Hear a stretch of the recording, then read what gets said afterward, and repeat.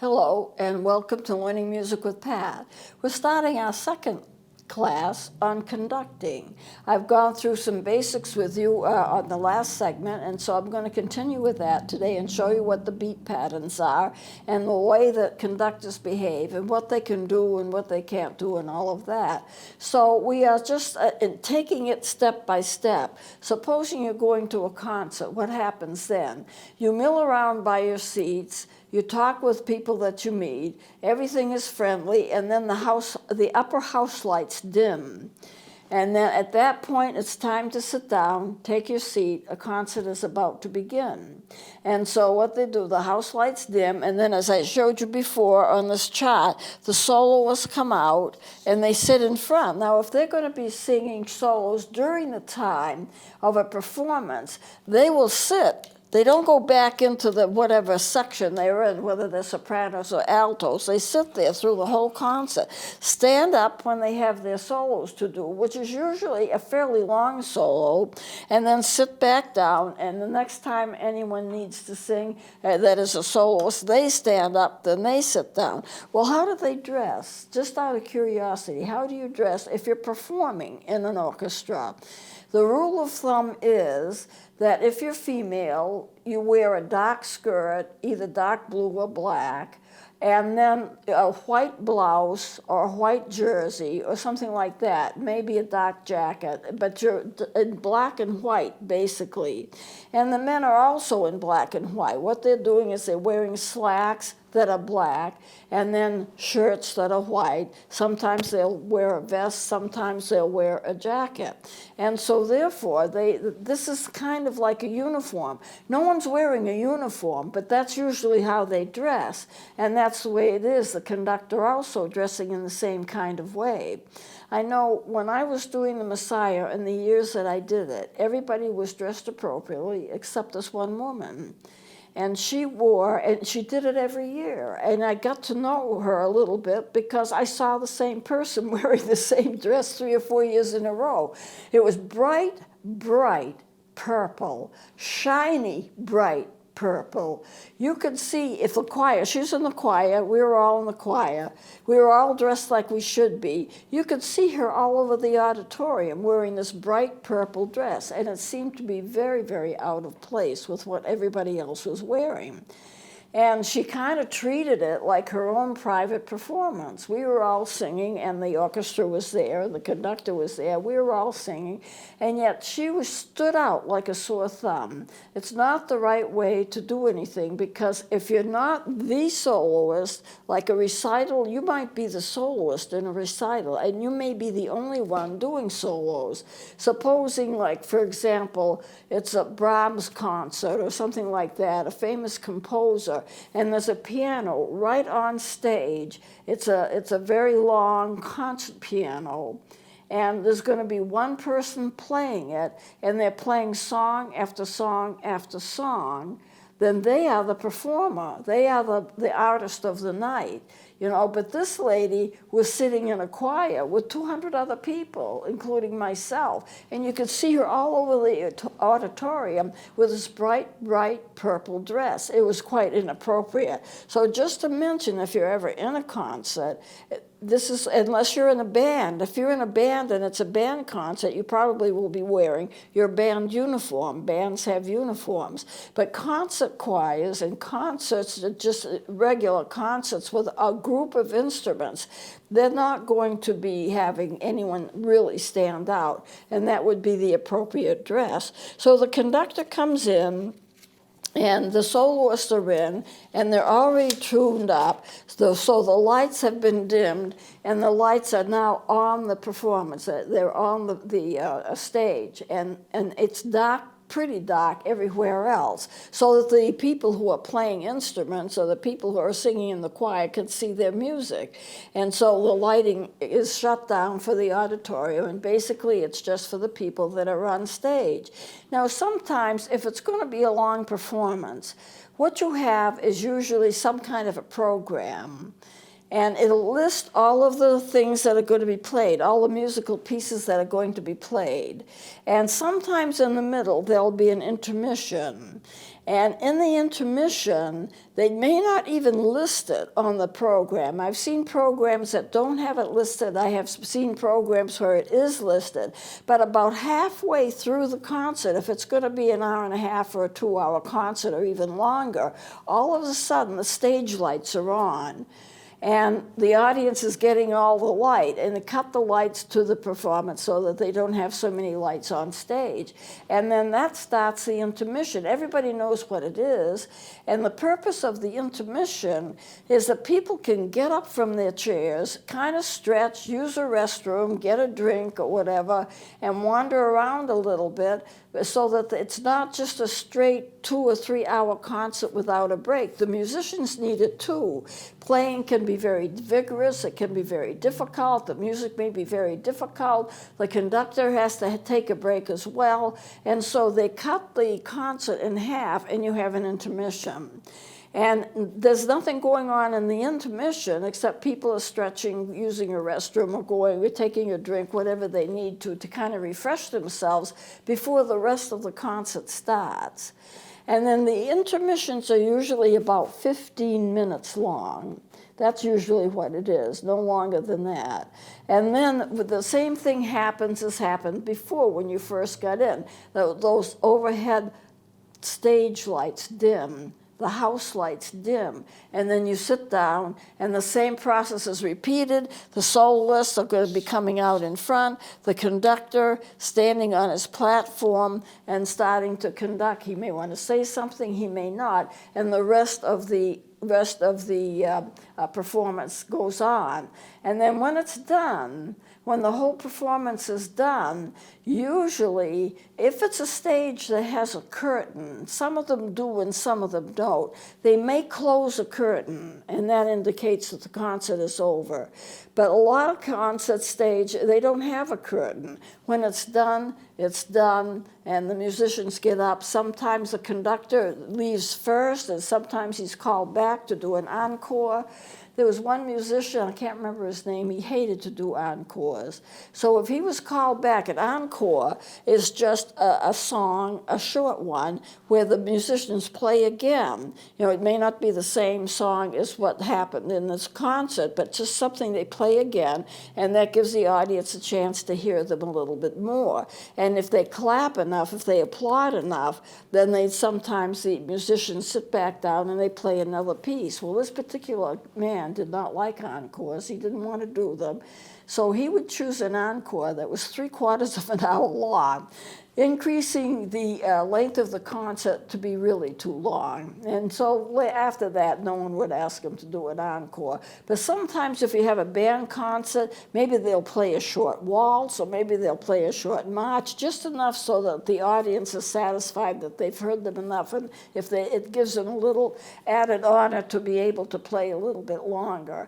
After the encore, the curtains, if they have them, are going to close. Sometimes they open and close several times. If it's a dance kind of competition, or if it's something where people are talking or there are sets involved, then they may just come out as a group, take a bow, and go back. Curtains close again. There are various ways of doing that. If you have a play, then the people will be in costume. They may come out, take a bow, and then go back, and the curtains close again. So that's generally what it is. Now, what are the beat patterns? This is really what a conductor would know. So what I have here, I think I have them down. I do have them down. I'm going to take these out of my notebook and show them to you. Now, I'm not doing it a very large thing, but I'm going to demonstrate as I do this. Okay, I'm only going to show the beat patterns of the most common times in music. And I hope we can, I don't know if we can get close-ups of this or not. Yeah, we can. If you're playing a waltz, or if you're playing a march, or if you're playing something in 4/4 time, there is a beat pattern that a conductor will use for each one of those beat patterns. And that's important because you look for that, you count that. And most of the common ones, this would be like 4/4 time. So if I were going to do a 4/4, if I was conducting something in 4/4, this is the way that I would do it. But maybe I should move this because I'm going to be moving my hands a little bit. I would take, first of all, when you start playing, you do this business, which I described before. The instruments are in place. Then you have an upbeat. An upbeat is where you just swing your hands up like that, and then you bring them down, and then that is a downbeat. So what is a downbeat? A downbeat is the first beat of every measure. Every measure has a downbeat. So supposing I'm playing a waltz, we'll say waltz. This is pretty easy. You're doing it almost like a triangle. Now, it may look on television like this is reversed, because I know television does reverse things, but if you're going to do it 3 beat, like a waltz, you upbeat like this, and the downbeat is going to be the first measure, the first beat in that measure, and waltzes are 3 beats to a measure, so you're going to have a lot of downbeats. So you go downbeat like this, and then, I don't know how it's going to look on television, but you would swing your arm to the right, almost like it was a triangle, and then bring it back up. So it's 1, 2, 3, 1, 2, 3. It's not hard to learn that beat pattern. What you have to remember, though, you have the upbeat, and that first beat of the measure is the downbeat. And then you go, and you just keep conducting. Well, if you're going to be right-handed, which most of us are, and you're going to be conducting the beat pattern for whatever the measure asks for, if it's 3/4 times, it's going to be 3 beats to a measure. What's your left hand doing? Your left hand is cueing people in. The basses have got to play, the trumpets have got to play. They may not play for the whole thing, but they play for part of it. You are cueing people. You're telling people to come in. You're also arranging for the for the tempo. You're also arranging for the dynamics. If something needs to be louder, you cue it in as louder. You bring your hand up. This is a louder. You want it softer, you damp down your hand. And they watch that. Musicians have to watch that as you're doing your beat pattern with your right hand. I was at a concert once, and there was a trumpet player. He was a soloist. He started off the concert, and he was a good soloist, but he was scared to death. This was he was a part of Boston Pops, I think, and Arthur Fiedler was the conductor, very good conductor, and he was so scared. You hate to see a musician scared. It doesn't add to the enjoyment of a concert. It scares them half to death. He was just very, very nervous. He was fairly young. I would say he was in his 20s. He was a very good trumpet player, but he was so nervous. Some people don't get over stage fright. Stage fright is when you are frightened to play in front of people. Why? Because you might make a mistake, it might not sound as good as it should sound, and it can scare people half to death. People who do plays and they have performances where they have speaking parts, it's the same thing. They can get stage fright. When they get stage fright, they're just frightened to do it. When I was teaching regularly, and I was teaching fairly young students, I would go on stage with them. I sometimes would write their music, I would compose their music, or they would have whatever we decided they could play, depending upon how well they could play, how long they'd taken lessons. And I would go on stage with them and do it as a duet. And as long as I was standing there, if they got lost, I could always jump in and complete something for them, play something for them, point out where they were supposed to be, and so forth. I had one little girl, she was playing a piece, she was doing okay, and somebody opened the door to the concert hall and closed it. She wondered who had walked in. She looked up, she took her eyes off her music, she looked up, and she completely lost her place.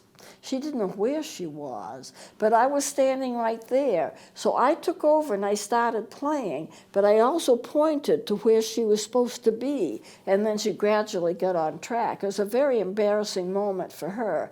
When you're playing something, you have to watch the conductor, and you also have to watch the music at the same time. You can't really take your eyes off either, because conductors might want to change something. And if you take your eyes off your music, you could lose where you are. Now, in a regular concert, of course, you've practiced long enough so you can practically do it by memory. You know the notes, and there's no such thing as being that lost. But a lot of people do get lost. Now, this trumpet player, he was so scared, and he was shaking, and everybody was feeling sorry for him. So Arthur Fiedler took his left hand and he put it on the young man's shoulder. He didn't cue anybody. He didn't do any dynamics with it. He put his hand right on the man's shoulder and conducted with the right hand for the beat pattern and kept his arm there on the young man's shoulder for the entire song. It was quite a long song. It was a regular piece, but it was designed as a trumpet solo. Put his hand on his shoulder and rested it there as he was conducting with his right hand with the beat pattern. Normally, I mean, it was a very kind thing for him to do, but normally your left hand is almost as busy as your right hand. The right hand does the beat patterns, and the left hand does all of the dynamics, cueing people in, stopping them, slowing them down, sometimes just even cutting them off, depending upon what the music is, pointing to the ones that have to start playing, stopping the ones that don't play because they finished their parts. But this is all designed by the conductor. That's why the conductor has a book to begin with. So let's go on with the, with the beat patterns. The waltz is like this. Now, 4/4 time is very common, and what I did is I put it on right there, and I'm not sure. It's like you have your upbeat, you have your downbeat, and then when you have your downbeat, which is straight, then you pull your hand to the left, and then you put it to the right, and then you bring it back up again. So it's 1, 2, 3, 4. 1, 2, 3, 4. Now that can get pretty stylized. You're probably not going to look like it's geometry, down, this, this, this. You're not going to be a robot about it. But that's basically the beat pattern. And that's a very common beat pattern. So 3/4 time, waltz tempo, 4/4 time, which is a little bit more complicated, but it's a case of swinging your arm to the left, swinging your arm to the right, and then back up again. For marches, which are often in 2/4 time or 2/2 time, it's usually like 2 beats to the measure that you're conducting. So it's 1, 2, 1, 2, 1, 2. Now I want to say something else about waltz tempo. If you have a rapid waltz, if you have a fast waltz, and this is the pattern for the waltz, it looks almost like a triangle in a sense, not exactly, but fairly close. You're not going to be doing this all the time. That's going to be too much, especially if it's a rapid waltz. So what you're going to do is you're only going to conduct the downbeats up and down, and generally speaking, one beat or one sign to the measure, 1, 2, 3, 1, 2, 3, 1, 2, 3, 1, 2, 3. So you're beating the downbeat, counting the 1, 2, 3, but only beating the downbeat. So you don't have a lot of excess movement of your hand. If it's very large, if it's a very fast waltz, but you can get some complicated ones. For 6/8 time, I would never do this, but 6/8 time, you go 1, 2, 3, 4, 5, 6. You add a couple of extra flourishes and you get the 6/8 time. Let me take this up, and then there's time for 5. Okay, so I have this done a little bit larger. The 2 beats down and up. It almost looks like a J, except you're swinging your hand to the right rather than the left. The 3 beats look a little bit like the triangle. Sometimes the downbeat is solid, and then you have this kind of a shape for 2 and 3. 4, as I did before, 1, 2, 3, 4. And it depends, it depends upon what the conductor wants to do. He has sometimes his own way of doing things, or one beat. If it's a fast song and you only can really comfortably conduct one beat to the measure, you will always do the downbeat. Down, up, 1, 2, 3, 1, 2, 3, 1, 2, 3, 1, 2, 3. If you want to do a fast waltz, 5 beats, if you can kind of lock in here, it's 1, 2, 3, 4, 5, and then 6 is a little bit more complicated. 1, 2, 3, swing your arm to the right, 4, 5, and then you go up on the 6th beat. 1, 2, 3, 4, 5, 6. Now, conducting 6 beats to a measure can be difficult, and I think for a lot of us, we would conduct it as if it was 3. 1, 2, 3, 4, or conduct twice, maybe like use 2 downbeats to a measure. 1, 2, 3, 4, 5, 6, 1, 2, 3, 4, 5, 6 is a lot easier than 1, 2, 3, 4, 5, 6. So you try not to make it too complicated. It is complicated, and you have to realize that you have to have all kinds of skill in doing it, because it's not an easy thing to do. But those are the basic beat patterns, and then the right hand is handling all the other things that need to be handled. Cueing people in, damping them down, raising up the volume, getting the volume softer, and then when it's over with, usually there's a cutoff, which is like this: 1, 2, 3, done. And that's the music is over with for that particular song. And that's the way it is all the way through. It's a lot of fun to conduct, but if you're going to do a good job, it is a lot of work. It's not just some guy standing there doing this. I've seen that happen, but that's not real conducting. And they do have competitions on who is the best conductor, and people do go in and they, present the way that they conduct, and some of them get awards on being a good conductor. It is much easier for a musician to play through a concert if they can read what the conductor wants, because they're in line with what the conductor wants. And if they're going to just have somebody doing this business and nothing else, or this business and nothing else, it doesn't tell the musicians enough, because they want to have the whole scale. Other people are playing at the same time they're playing, but they're playing different parts. So you're, in a sense, conducting more than one part at a time. Well, I hope this gives you some idea of what conductors do, and it's a very vigorous and very difficult, but at the same time, very good, and a lot of people like to conduct. It is a lot of fun, but you really have to know what you're doing in order to do a good job. So this is what I wanted to present to you, so you would understand more about conducting, because if you go to an orchestra, if you go to a full concert, the conductor is standing with their back to you, their face to the orchestra, doing all of these things. You may not know what the signals that are being given, because he's giving his signals a lot of times in front of himself, so his musicians can hear, but can see. But in the back, you may not see what he's doing. You only see some of the beat patterns with his arms, but you don't see a lot of the intricacies of what goes on. And it is important to do it right. It is important for a performance, for a conductor to do it right. So I'm going to close it here. This gives you an idea of conducting and what it's like. And we'll be doing something else next time. Please join me then.